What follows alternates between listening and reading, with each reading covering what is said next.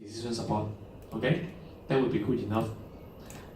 Data warehouse is not magical in nature. It is just a very large database storing historical data.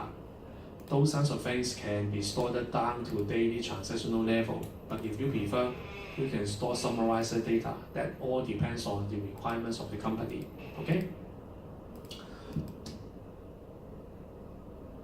Put a star and asterisk here. A data warehouse is subject-oriented, integrated, time-variant, and non-volatile collections of the data. That is the formal definition by Inman. Okay? So when you are going to define data warehouse, I think you can hardly find out another sentence much better than this one. Okay? Just because form of the important properties of data warehouse has been included in this simple and single sentence. Okay? Then try to focus on explaining each of the dimensions looked here. Subject-oriented. That means the data warehouse should focus on some major subjects. Okay? Focus on modeling and effective and flexible analysis of data for OLAP 2. Okay? Those are the things related to this typical property called subject-oriented. It also provides a simple and concise view around particular subject issues by excluding data that are not useful in decision support process. For example, if I focus on doing sales analysis, anything outside sales analysis can be excluded. So this typical data warehouse, or more precisely, it should be called the data mart, should be related to all the things related to doing sales analysis. Okay? Next one, integrated. Just like doing data integration, data warehouse would integrate multiple different sources of the data. In addition to the sources, most probably you also need to deal with data with different formats. So that is the reason why you can find heterogeneous data sources here. From this, right, if you have already worked the material related to big data, you can accidentally find out something very similar in nature. Big data analysis is exactly doing very similar kinds of things, right? In big data databases, more or less you also need to do heterogeneous data sources integration, having text, video, voice, textual, or any other material well integrated together. Okay? Next one, data cleansing and data integration techniques are also applied, just like the things I mentioned for the sections related to data quality problem. Okay? Data warehouse databases assume, okay, you have already cleansed the data and integrate multiple different data sources together. We format them, okay, and well store these kinds of things inside the data warehouse for future retrieval. Okay? Next one, just remember the time, okay? Time horizon is the important thing inside data warehouse design. Okay? Time means historical record can be adjusted so easily. Most of the time, transactional records will still contain the fields related to the date of the transaction. Okay, but most of the OLTP will not store a large numbers of data. Okay, so when you refer back to the history for doing analysis, you always refer back to the data warehouse just because of the reason like this. Okay, the time horizon of data warehouse is significantly longer, much longer than that of the operational system. Okay, so always remember there will be a time dimension inside the data warehouse database design. Just like the things I mentioned, okay? If you are going to store historical data, time is the most important dimension. So another important criteria, properties for measuring the data warehouse is the non-volatility. That means you are going to have a physically separated store of the data transformed from operational environment. Okay? Most of the time you don't need to have frequent update to the data warehouse database. But make sure you understand this important point. It doesn't mean that the data warehouse database cannot be updated. Okay, most of the time it just don't require to have the transactional processing just like OLTP. But the data warehouse database can also be updatable. Okay.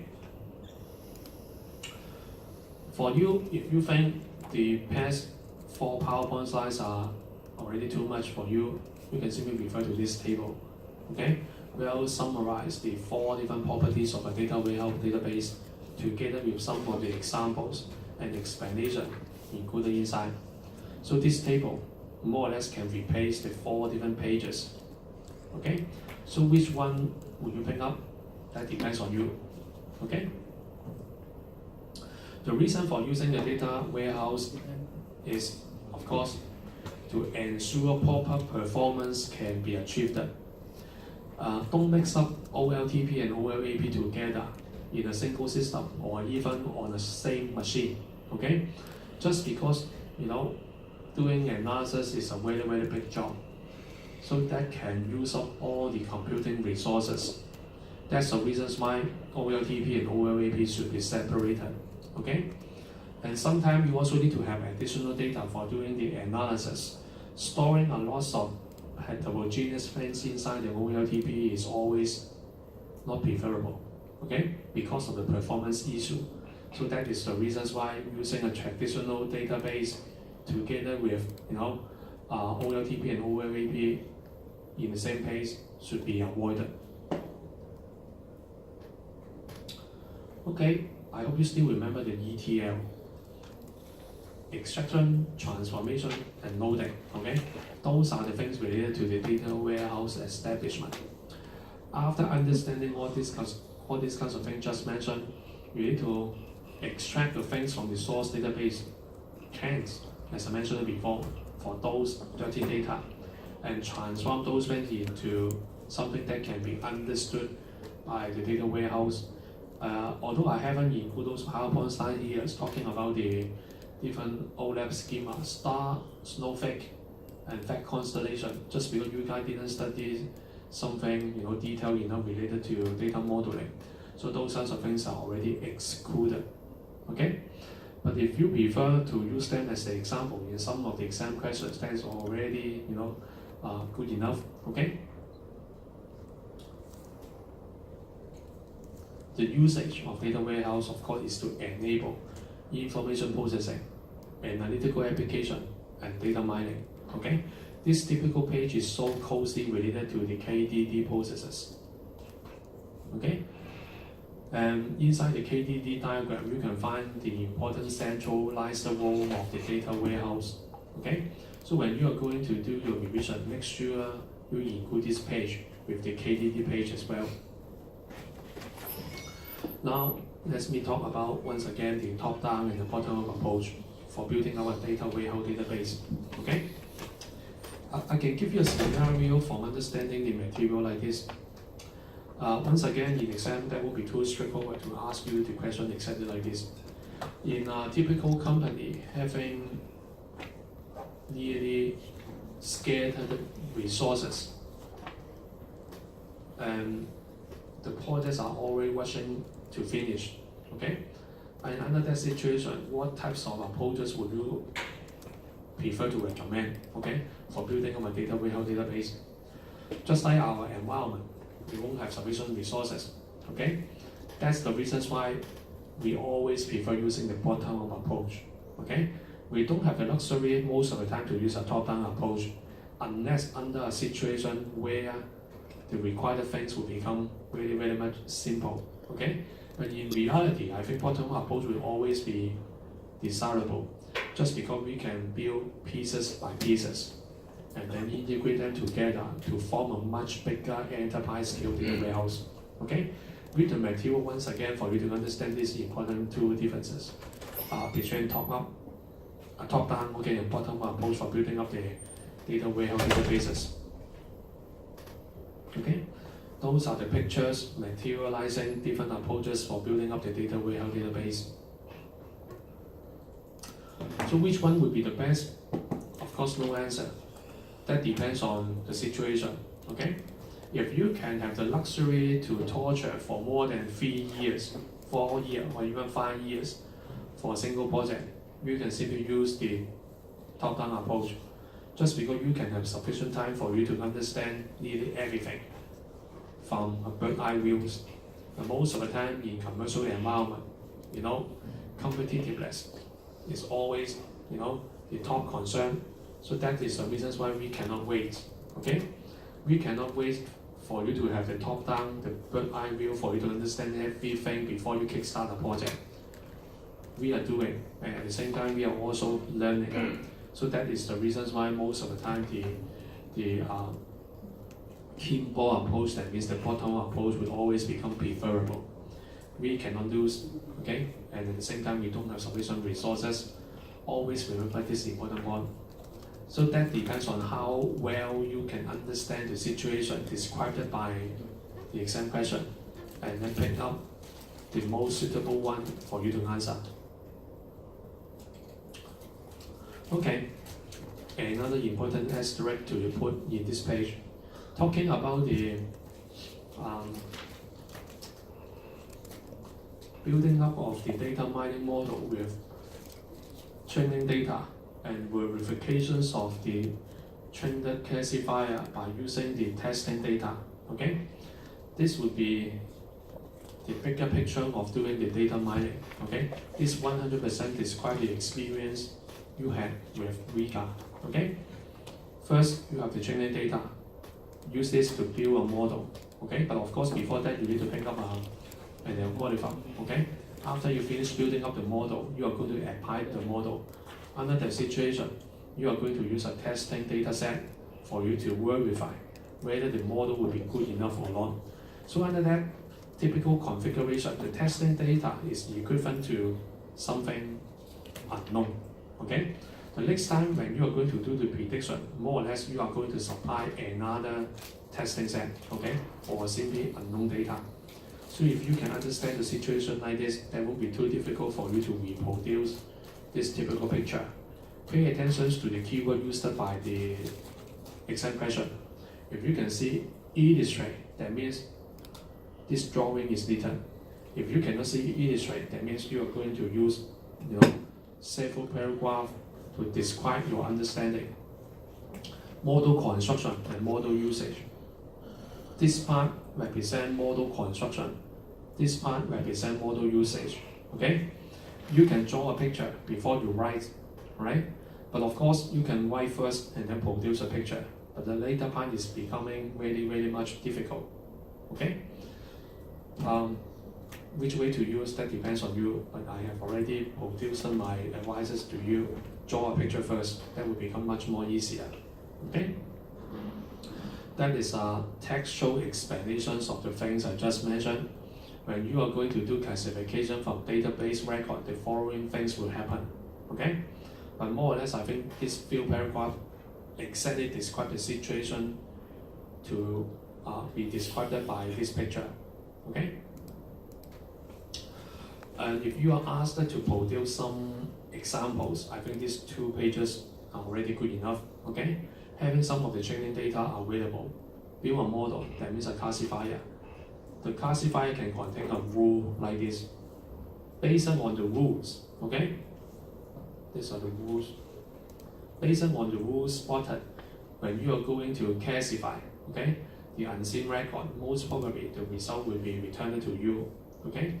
This is exactly the path for doing the data mining. That means use the training data to build up the model. Use the model to predict something you haven't seen before. And make sure you understand the situation. It is assumed to have some very, very similar structure available. Okay? Otherwise, the prediction may not become correct. Okay? This is a typical decision tree. From your presentation, I think most of you has already got basic ideas about using the decision tree. Okay? Sometimes it is necessary to describe the decision tree architecture, having root looks, internal look, and leaf look. Okay? So as long as you can reproduce the decision tree, for example, based on some records, that's already good enough. Okay? Make sure you understand the strength and weaknesses of some of the data mining algorithms. Decision tree will be one of them, strength and weaknesses. Now I'll talk about Bayesian statistics once again, but due to the lack of the time, I simply just want to highlight something essential. Okay? As I told you before, that is necessary to use a calculator in exam. So I want my simply to tell you, okay? That is necessary for you to do calculation. Very much similar to this one, okay? But I strongly advise, make sure you understand the following situation. If you feel nervous, you are not in a good spirit, okay? During that moment of the exam day, don't try to pick up this one, okay? Just because that is very, how should I say, memory hungry. It can cause you a loss of energy during that typical moment. Calculation using computer is really straightforward, but if you are going to calculate using paper and pencil, that can become too demanding, right?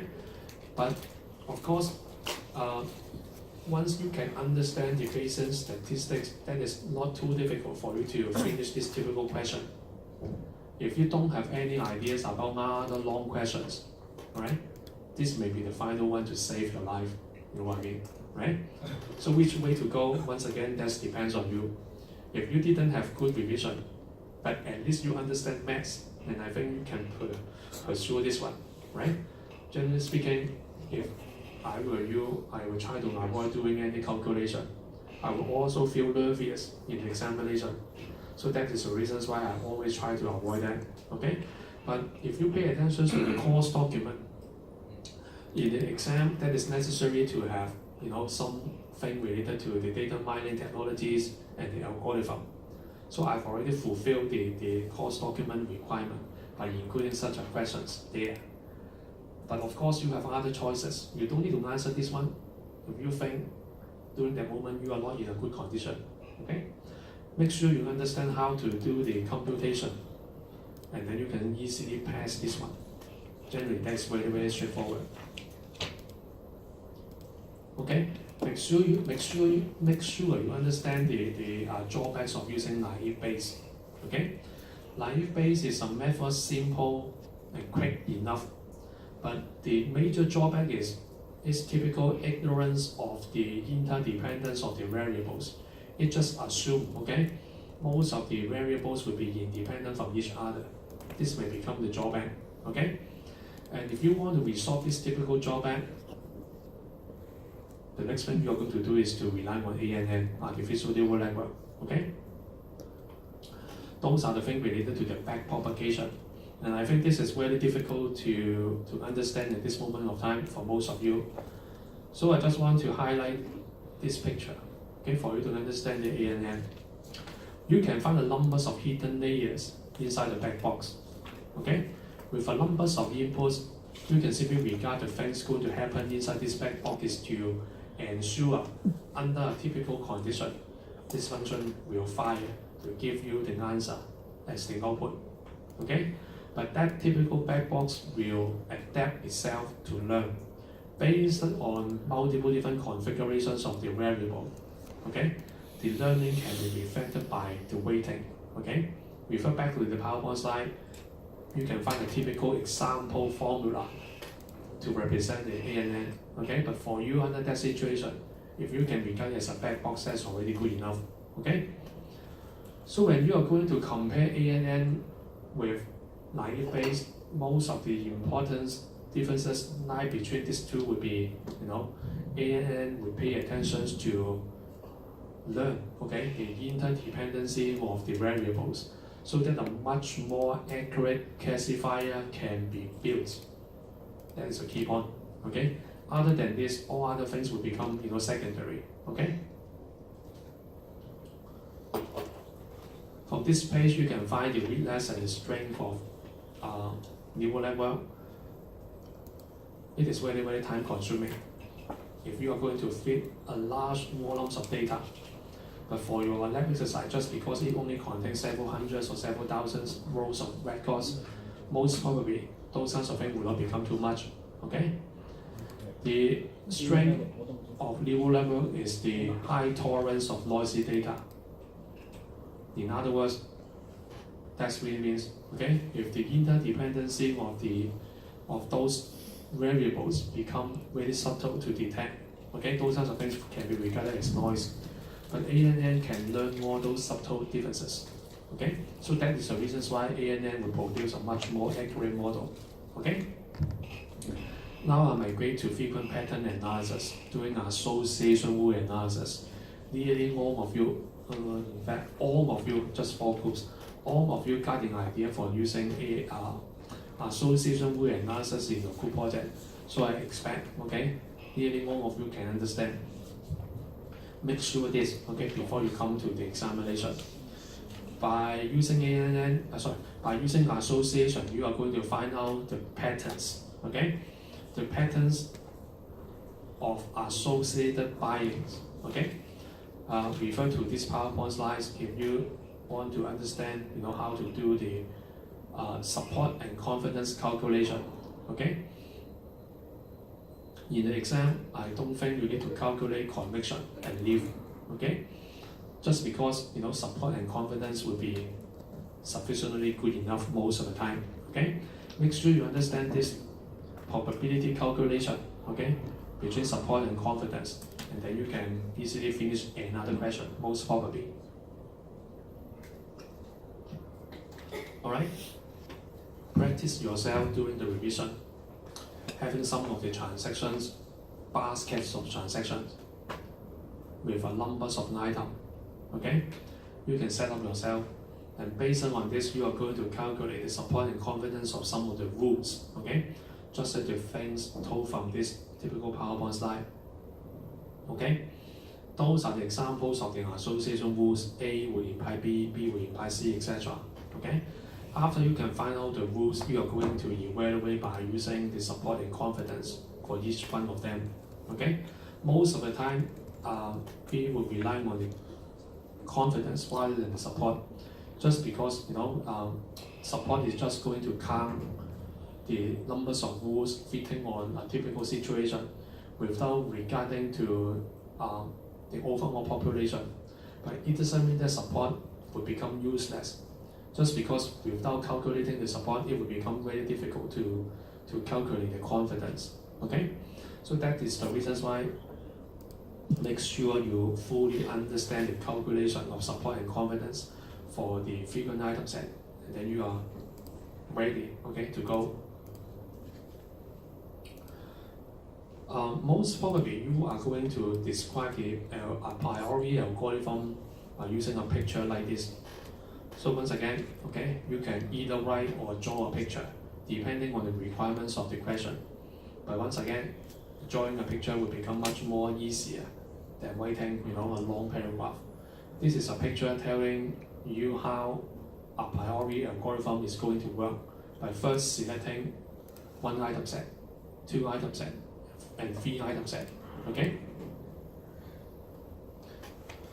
Now it comes to the business perspective, talking about how support and confidence or association rules can be used for doing marketing. Okay? Make sure in your report you produce this typical thing. Okay? All of you can use Weka to produce something that can easily be understood by the people. But I think migrating to the marketing campaign, this typical part will become much more important. You are going to transform the readings, the figures, into something just like a business plan. Okay?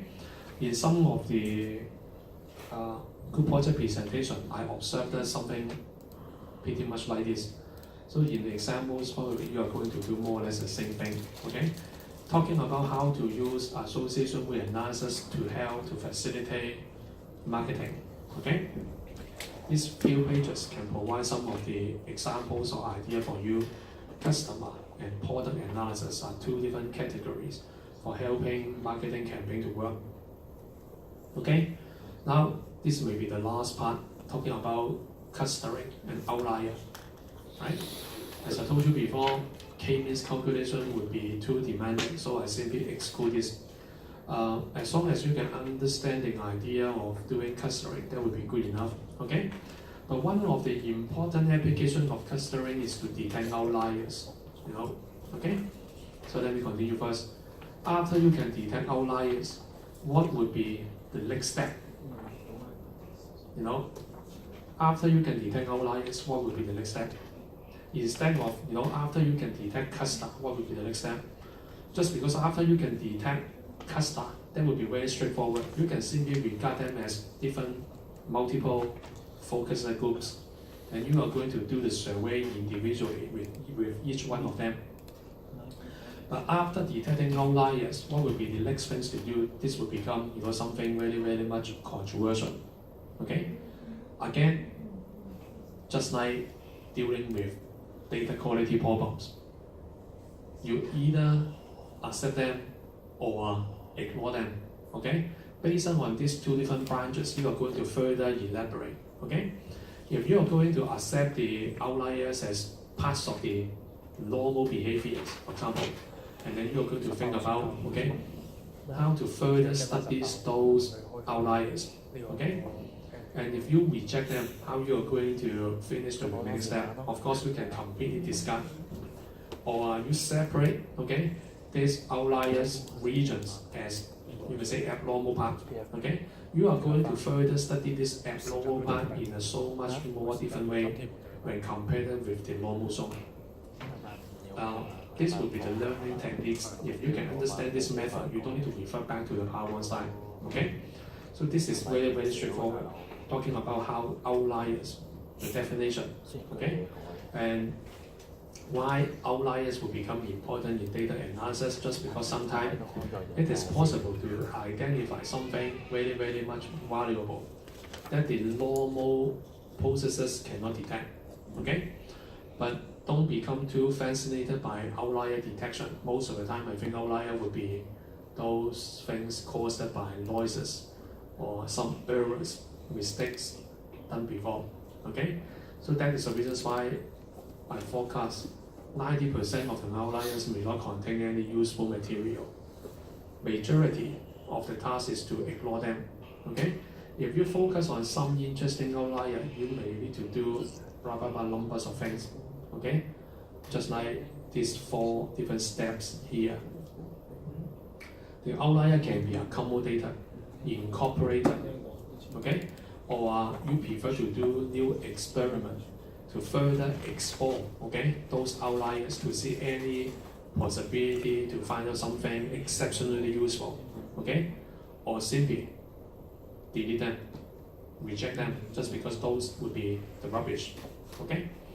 As long as you can understand the situation like this, as long as you can mention using clustering to detect outlier, so that the following 4 steps would be used to deal with the exceptional cases, I think that's already good enough. Okay, you don't need to pay a lot of attention in the k-means calculation. Those are the things pretty much related to the IT guys. Okay. For you, if you don't understand the algorithm, I just want to tell you it doesn't matter. That is not the key course in this typical subject. Okay? Most of the time, focus on the application area, and that will be good enough. Okay? Then, focus on the challenges of outlier detection. Is it really that easy? Most of the time, I don't think so. Okay? It is very much related to how to regard a region as normal, how to regard a region as abnormal. The definition is always dynamic, okay? Change from one area to another area. What is normal today may not become normal tomorrow, so that is the reasons why there are always challenges in this outlier detection area, okay? All right, finished, good enough. You still have 1 month. That will be sufficiently good enough for you to read everything. Okay? Alright, for your coursework, please pay attention to the extended deadline. Alright? And you don't need to rush to finish all the things today. But for the lab exercise, the deadlines are still the midnight of today. Okay? So I expect you have already finished most of them. If you haven't, I don't think that will cost you too much time today to finish the remaining part. Okay? As I told you before, please well package all your printed hard copy of the lab exercise. And I prefer if you can have a big envelope, okay, package all the lab exercise of each of the group members with the lab report, okay, with the group project report in a big bundle, okay, and submit a hard copy to the office. That is the office located in the 6th floor. Okay, I need to tell them in advance first. So I suppose if you have already produced a hard copy today, simply send them to me, okay? If you haven't, you don't need to rush today, just because I will be on leave from the next Monday, and I will come back to Hong Kong by May, okay? So you cannot contact me physically to submit the hard copies to me, and that's the reasons why you can submit to the office, okay? But that would be really, really annoying for them to receive more than 10 different reports, okay? You have 19 of you here. So if you submit 19 different batches of a report, I think they will feel really, really annoyed. And that's the reasons why I would rather suggest all of you to pack all the things you're going to submit in a big envelope. You know what I mean? A brown envelope. For example, if you have 6 different members in a study group, okay, pack your lab reports of all of the members together with your group project report, okay, I mean the hard copies, okay? But if you fail to submit the hard copy, I don't think that would be awfully wrong, okay? Maybe I will try to print some of the hard copies, and just because I don't have sufficient time, I don't have sufficient papers and toner, I cannot produce more hard copies myself, okay? That would cause my machine simply to break down. So that's the reasons why, please, you guys help me produce the hard copy, okay? All right? Any questions? Any questions? If no questions, that is exactly the end, and I hope every single one of you will pass the exam, right? And if you experience the free rider problems in your group project, okay, please remember to tell me. You have already signed the form, so I suppose the figures contained from your form will be accurate, and your marks will be adjusted accordingly. You know what I mean? If any one of you indicate 0% in the form, that means that typical guy will fail in the group project report just because he or she may just have 0 mark just because you have 0 contribution. That's fair enough, okay? For any problems about the group project, you can contact me as soon as possible, typically related to the free riders problem. I think the school will have very, very strict guideline on that. So that is the reason why using the PA evaluation form will become very, very important, okay? Alright, if you have any problem, you can stay behind, and if you don't have any problems, maybe, okay, today you can leave the classroom a lot earlier. Alright, thank you. What's the examination?